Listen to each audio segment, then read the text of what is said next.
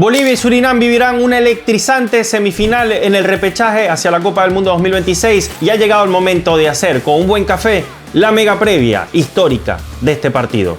Quédate que el video va a estar buenísimo. ¡Vamos!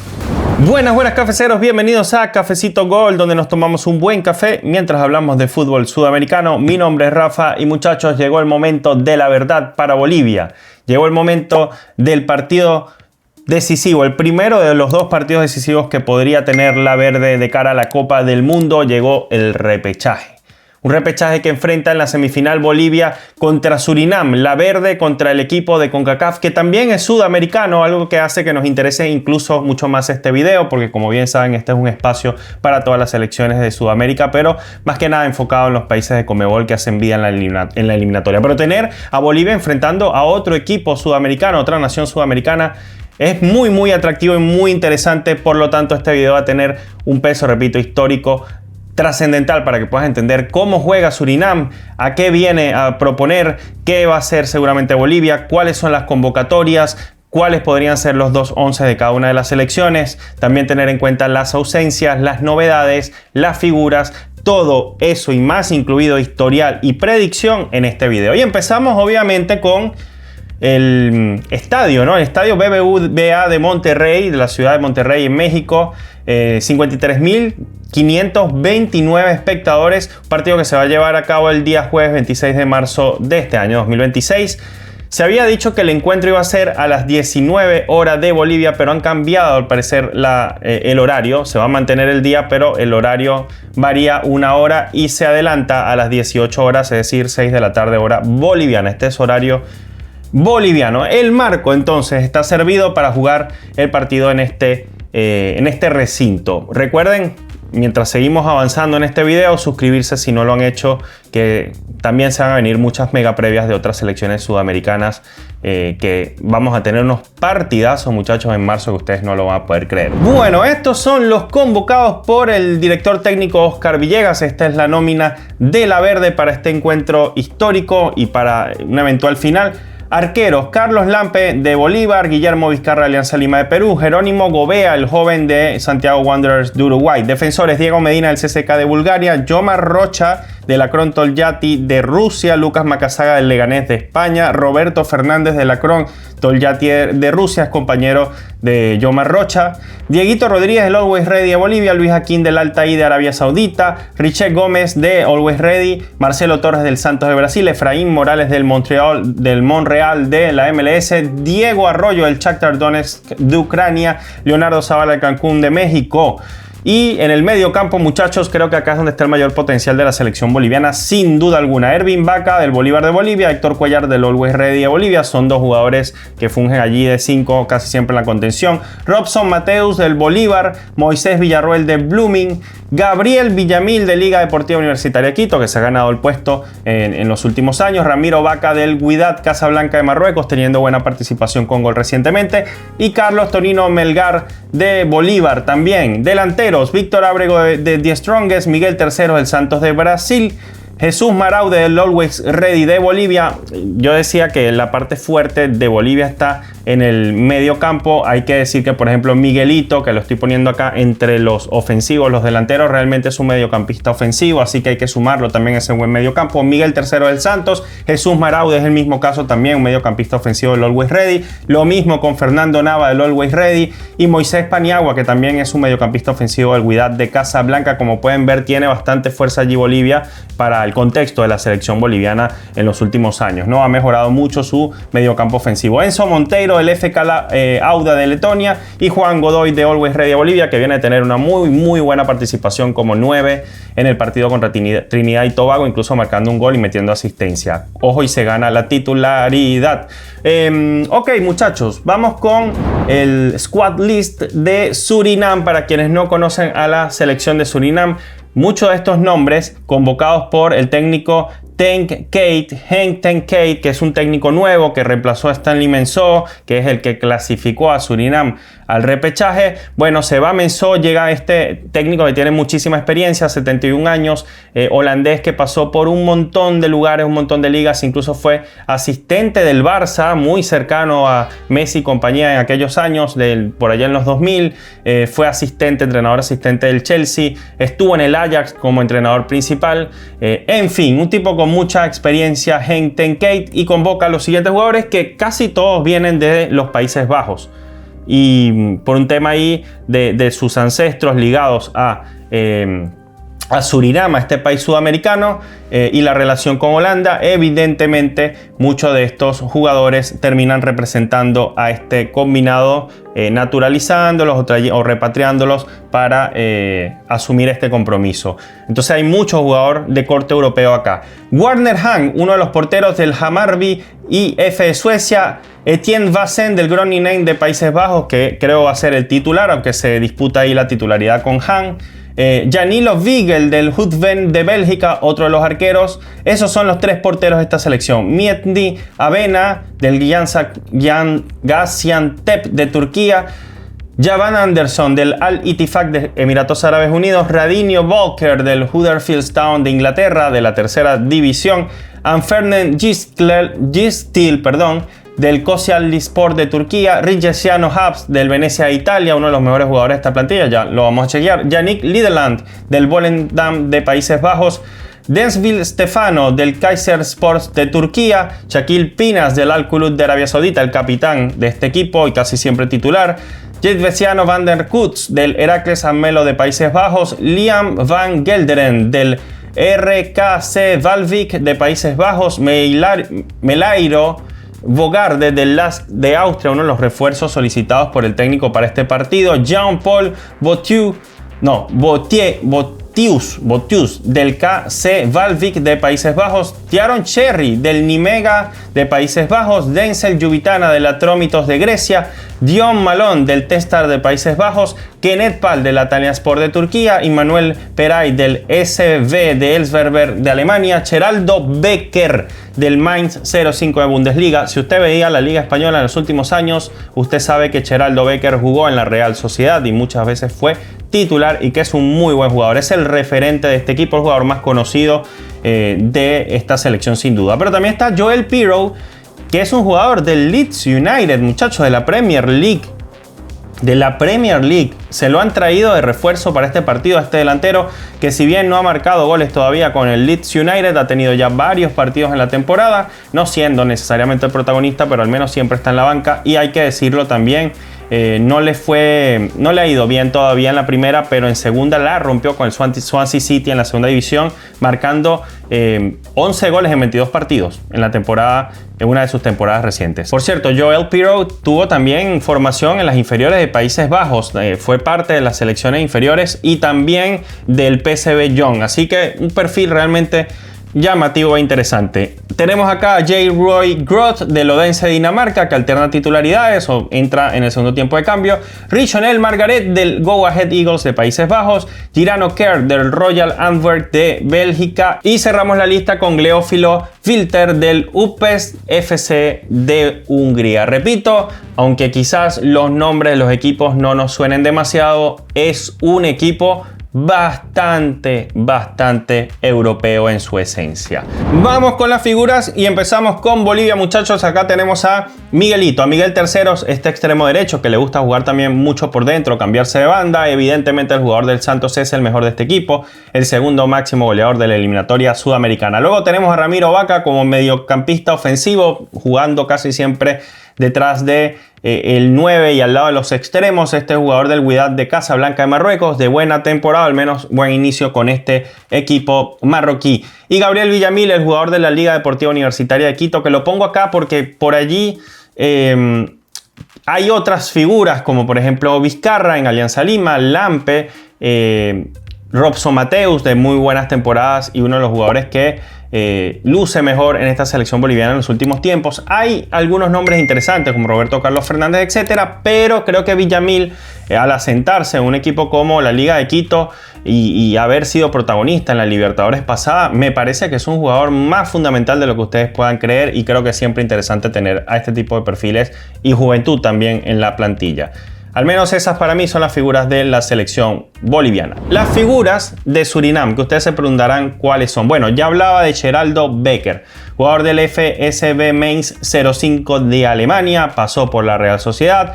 Este extremo derecho que tiene muy buen centro gol también, un extremo que le sabe pegar, rematar muy fuerte, que tiene muchísimo gol, que tiene muchísima velocidad, potencia, y también te sirve para desbordar en más de una ocasión.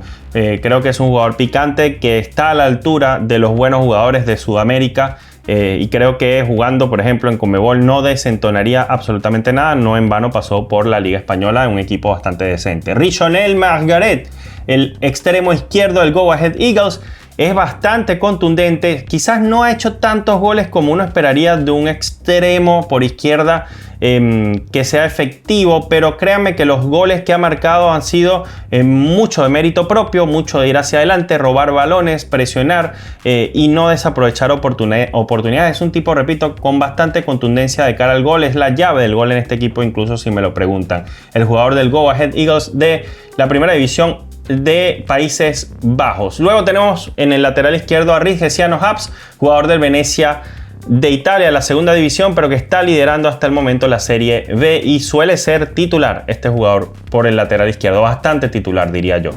¿Cuáles son entonces las novedades, muchachos, de las convocatorias? Bueno, Juan Godoy en la selección boliviana, aunque sí, ya había estado una convocatoria anterior, repite, y la pongo como novedad porque precisamente yo pensé que iba a quedar fuera de la lista, pero este jugador boliviano-paraguayo hace la lista y, ojo, y no termina siendo el 9 titular, el jugador del Always Ready de Bolivia. Jesús Maraude, mediocampista ofensivo, este chico que viene de clasificar a Bolivia al Mundial Sub-17, con una gran participación, se mostró muy bien contra Trinidad y Tobago, me gustó los minutos que vi de él, con desparpajo, el jugador del Always Ready. También Dieguito Rodríguez del Always Ready, por cierto, Godoy también es del Always Ready. 3 jugadores de Always Ready nuevos en esta convocatoria, o quizás no nuevos al 100%, pero sí, digamos, batacazos, ¿no? Que hayan entrado es muy llamativo. Dieguito Rodríguez como lateral izquierdo, y el delantero Víctor Ábrego, que no es nuevo en Bolivia, de hecho fue el que marcó el primer gol de Bolivia en la eliminatoria contra Brasil. Recuerdo bien ese golazo, un golazo desde fuera del área. Jugador de The Strongest, lo vimos en unos partidos de Copa Libertadores teniendo buen rendimiento, así que creo que por eso lo terminan llamando, aunque no me gustó nada lo que vi de él en el partido contra Trinidad. Novedades de Surinam. Hablaba de Joel Pirou, jugador del Leeds United, delantero. Creo que ya extendí un poco la palabra sobre él, no hay que profundizar más acá. Ojo con este jugador, lo que sí hay que decir es que si llega a ser titular va a ser llamativo, porque a pesar de que es uno de los jugadores más talentosos de la nómina, evidentemente es nuevo en Surinam, o sea, no es un refuerzo de hace mucho tiempo, es un refuerzo inmediato, pronto, de emergencia, y vaya que refuerzo. Jugador de la Premier. Melairo Bogarde, jugador del LASK de Austria, pasa exactamente lo mismo que Pirou, pero creo que acá en el medio campo sí puede reemplazar funciones y por qué no ser titular. Este jugador de la liga austriaca, mediocampista, por lo que veo es un jugador bastante ordenadito, te ordena muy bien el mediocampo, que creo que es lo que le hace falta a esta selección de Surinam, es donde más debilidades le encuentro. Hice un análisis de cómo ganarle Bolivia a Surinam, toda la estrategia, desnudando la táctica de Surinam, sus debilidades, sus oportunidades, las cosas positivas que tiene, fortalezas. Está en el canal, lo pueden ir a ver, es más, se los dejo al final de este video. Así que creo que Melairo puede reforzar el medio campo. Janilo Wiegel o Wiegel, como se diga, portero del KFC de Hudven, Bélgica. Juega en el KFC. Oh. No voy a hacer ningún chiste de pollo frito en esta ocasión, me lo voy a reservar, pero bueno, estuve a punto de hacerlo. No creo que juegue como portero titular, pero es una tercera opción. Girano Kerk del Royal Antwerp de Bélgica, un delantero para este equipo, además de Joel Pirou. Esto me hace pensar que Cherry no es el mejor considerado para ser titular en el encuentro, aunque suele ser Aaron Cherry el 9 titular. Ausencias en Bolivia. La más evidente de todas, Marcelo Moreno Martins, jugador que salió del retiro para jugar con Oriente Petrolero, llegó a marcar algunos goles y todo, pero el delantero histórico de Bolivia no ha sido convocado por Oscar Villegas. Lamentablemente, aunque creo que, bueno, él había pasado ya una página y era difícil de volver a tenerlo, ¿no? Bolivia en su plantilla. Pero bueno, quien nos hubiera gustado, ¿no? Que cerrara su historia como futbolista clasificando al Mundial. Luego, Carmelo Algarañaz, sorpresivo, porque si no llevas a Moreno Martins, si tus delanteros no andan tan finos, bueno, por lo menos tienes a Carmelo a ver si se inspira y te logra un resultado histórico con un gol, aunque no ha estado bien con Bolivia desde hace rato. El jugador de Die Strongest de Bolivia, que sí viene de una buena pre-Libertadores. José Sagredo, jugador del Bolívar, defensor central, que también lo hemos visto asumiendo rol de lateral. No gusta en Bolivia hace mucho rato, así que creo que eso le vale la convocatoria. El portero Rodrigo Vanegas, también de Die Strongest, llamativo que no esté, pero han decidido apostar por el futuro. Recuerden que este es un proyecto de largo que se está haciendo en Bolivia para las próximas generaciones, por eso entra Gobea. Y Patito Rodríguez, muy criticado que no haya sido convocado, este buen extremo izquierdo del Bolívar de Bolivia, bastante polémico, repito, la no convocatoria, nunca quiso contar con él Oscar Villegas. No sé si haya algo allí entre ellos dos, entre jugador y técnico, desconozco. Ausencias de Surinam. Yo diría que las más llamativas son Dorazo Class del FC Sheriff de Moldavia, este equipo que creo que una vez le ganó, este no fue el equipo que le ganó al Real Madrid en una Champions, el equipo moldavo, yo creo que sí, ustedes que ven más el fútbol europeo que yo sabrán recordar y decírmelo en los comentarios. Bueno, no va el mediocampista Dorazo Class, recuerden que les decía que este jugador de Bogarde de la liga austríaca puede terminar reemplazando las funciones que tenía Class en el mediocampo. Tampoco va el mediocampista ofensivo Justin Longwick del Fortuna Sittard de Holanda. Me hace pensar que le están buscando reemplazo hace tiempo y que bueno, repito, ya también está cubierta esa zona de volanteo ofensivo, o más que el volanteo ofensivo, los extremos, un equipo muy de extremos con Geraldo Becker, con Margaret y otros tantos. Creo que no iba a hacer tanta falta Justin Longwick en este seleccionado. Y estos serían, ¿no?, las ausencias del combinado de Surinam. Hay otras por allí, pero al menos de los que han sido titular en los últimos dos partidos de las eliminatorias, coincidimos en estos dos nombres. O en todo caso que hayan sido suplentes y hayan estado en nómina, pues en esta ocasión ni siquiera están considerados. 11 de cafecito para que Bolivia enfrente a Surinam. Yo saldría, muchachos, si me preguntan, de la siguiente forma. Saldría con Carlos Lampe en el arco. Entiendo que Vizcarra goza de la confianza de Oscar Villegas al mismo tiempo que la de Lampe, pero creo que para partidos históricos y fundamentales quedó demostrado que Lampe tiene mejor temple y más experiencia. Me parece. Y lo vimos contra Brasil. Yo repetiría a Lampe para un partido de mística. Así que saldría con Lampe. Por derecha, yo pondría a Diego Medina. Me ha gustado lo de Macasaga, sin duda, pero creo que Diego Medina tiene más experiencia en partidos bravos y se entiende muy bien con Miguelito haciendo un buen tándem por esa zona. Yo pondría a Diego, pondría a Joaquín y a Efraín Morales en el mediocampo sin lugar a dudas. Luego por izquierda yo usaría a Roberto Carlos Fernández, jugador de la Cron de Rusia. Y acá es donde viene la parte más interesante. Yo prescindiría en este encuentro de Héctor Cuellar y de Ervin Vaca para el segundo tiempo. Los usaría en el segundo tiempo.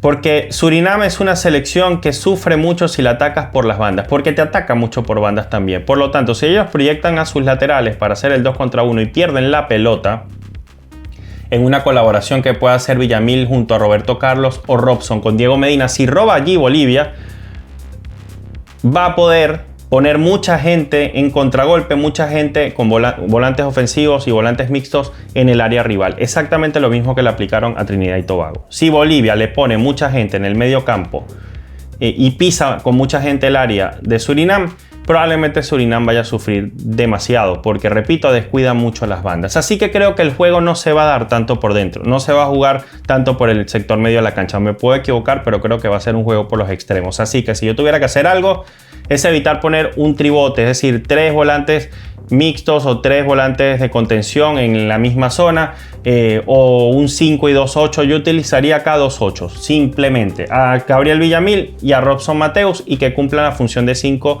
de doble pivote o doble 5 o de doble 6, como dicen en algunos países, juntándose de vez en cuando y apoyándose. Pero los utilizaría a estos dos de interiores y no tendría un tercero. Yo lo que haría es poner por delante de ellos a Ramiro Vaca de 10, pondría a Miguelito por derecha, a Fernando Nava, que ha estado muy bien, lo pondría por izquierda, y a Enzo Monteiro lo pondría de 9. No pongo a Godoy porque, aunque me dio garantías en el partido contra Trinidad y Tobago, creo que Enzo Monteiro sería el titular para Oscar Villegas, aún con la buena participación de Godoy. Ahora, si Enzo no lo hace bien contra Surinam, en el primer tiempo lo van a reemplazar, y si Godoy tiene una buena participación y sellan la clasificación gracias a él, adiós Enzo Monteiro. No creo que sea titular nuevamente con este equipo. Aunque yo antes estaba 70-30 Enzo Monteiro titular, 30% Godoy. Creo que ahora estoy más 55-45, porque la participación de Godoy contra Trinidad me sorprendió. Aunque esa Trinidad y Tobago, también hay que decirlo, tenía muchos suplentes, al igual que Bolivia también. Era una selección del torneo local, la de Trinidad. Ok, Surinam, ¿cómo iría entonces, muchachos? Iría con Bassen en la portería, probablemente. Esto es lo que creo yo que pueden hacer, o debería, ¿no? Surinam hacer. Creo que es un equipo que puede jugar 3-4-3, va a apostar mucho al contragolpe por bandas, suele usar carrileros y suele usar línea de 3. Con Walker del Huddersfield Town de Inglaterra, la tercera división. Walker, Avená y Shaquille Pinas, el capitán. Estos tres allí en la zona de defensa. Luego un poquito más de carrileros, tirado por derecha Anderson, tirado por izquierda Rigesiano Habs del Venecia. Ellos van a ir y venir, pero es más lo que van que lo que viene. Atacan muy bien, defienden horrible. Esta es una selección que ataca excelente, es muy letal en el contragolpe, hace muchos goles, pero en defensa es un flan. Defienden horrible, reciben goles pero por doquier. Hay que aprovecharla. Kenneth Pal y Bogart creo que sería la incorporación ahí en la mitad de la cancha. Estos dos pueden jugar sin lugar a dudas. Mira, interesante porque es jugador del LASK, un club de estos que está de vez en cuando en Conference o en Europa League inclusive. Y Kenneth Pal del Atalyaspor de Turquía, un club en que en Turquía suele ser de esos, de los que siempre está, ¿no?, en la primera división. Richonel Margaret por derecha, repito, la llave del gol en este equipo, al igual que Geraldo Becker, jugador más importante, jugador del Mainz de Alemania. Y adelante Joel Pirou del Leeds United, a demostrar lo que sabe este muchacho viniendo de las inferiores de Países Bajos y lo que sabe jugando en la Premier. 3-4-3, para mí podría salir así Surinam. Es lo que debería hacer el técnico, ¿no? Desde mi punto de vista, obviamente nadie sabe más que el técnico de Surinam que acaba de llegar. Últimos 10 partidos de Bolivia. Le ganó a Chile en casa en la eliminatoria, pierde 3-0 contra Colombia, le gana a Brasil en el Alto, luego va y le gana a Jordania, subcampeón de Asia y de Copa Árabe, en un amistoso, pierde en Rusia, pierde con Corea, pierde con Japón, pierde contra un equipo H de Perú, Sindical. Muy mal resultado, aunque Bolivia tenía muchos suplentes. No le puede ganar a Panamá en 1900 metros de altura, aunque es altura moderada, es muy poquita, pero tampoco pudo ganarles a Panamá, partido 1-1. Y después sí le hace un buen partido a México, pero igual lo pierde. Estos habían sido los últimos resultados hasta el último partido de todos, que fue esta victoria bastante contundente contra Trinidad y Tobago, contra la selección local de Trinidad y Tobago. Pero teniendo protagonismo importante del combinado boliviano, con algunas bajas o sea, algunos jugadores que no se incorporaron a el partido. Se hizo un equipo mixto y tuvieron un resultado 3-0, le ganaron brutal, o sea, jugaron muy bien. Ese partido también lo analizamos acá en este canal. Así que tiene, en los últimos 10 partidos, tiene 3 victorias, tiene un empate y tiene 6 derrotas el combinado de Bolivia, y en los últimos 11 partidos 4 victorias, un empate y 6 derrotas. Últimos 10 partidos de Surinam, tiene un empate contra la selección de El Salvador, luego pierde con Costa Rica 4-3 en Copa Oro, o no sé si fue en Copa Oro, en la Copa de esta Nations League con CONCACAF, pero pierde con Costa Rica, luego va y pierde contra México, empata con República Dominicana, para que vean que tampoco es que Surinam es, wow, Dios mío, Surinam es el monstruo, es el cuco, es el coco, es el... No, o sea, empate con República Dominicana, empate con Panamá, sí le gana un muy buen partido después a El Salvador, que la verdad lo tenía de sopita, empate con Guatemala, empate con Panamá, mucho empate, le gana contundentemente a El Salvador 4-0 y después pierde el último partido de las eliminatorias contra Guatemala 3-1, y esto es lo que saca a Surinam del primer lugar y de la clasificación directa. 2 victorias, 5 empates y 3 derrotas tiene Surinam en los últimos partidos. ¿Cuál es entonces, muchachos, mi predicción para este partido? Muchachos, Bolivia tiene una cita con la historia, pero también Surinam.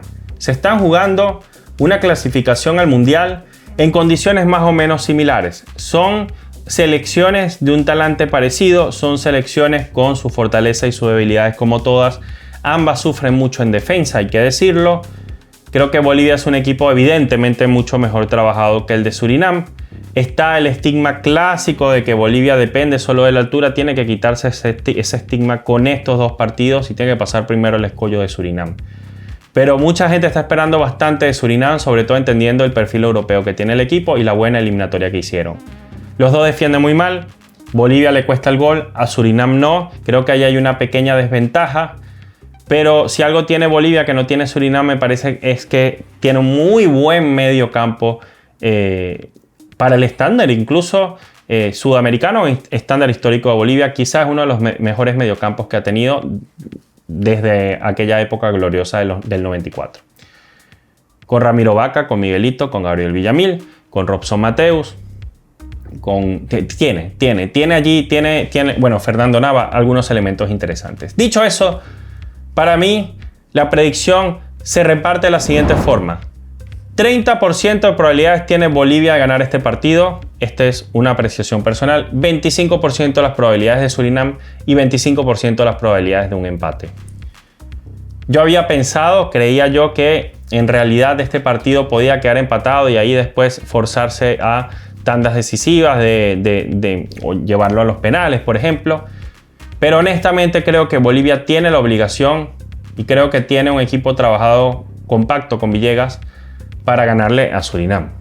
O sea, Bolivia es representante de Conmebol. Bolivia tiene que demostrar que está por encima de una selección no tradicional de CONCACAF, más allá de que haya naturalizado a muchos de sus jugadores. Así que yo creo, si me preguntan, que las chances no son muy altas en comparación a Surinam, pero yo le voy a dar, y miren que me estoy quemando con esto, cosa que muy poca gente decide hacer a veces por Bolivia, pero yo creo que Bolivia tiene la responsabilidad y la obligación de ser favorita en este partido y de conseguir el cupo para Conmebol.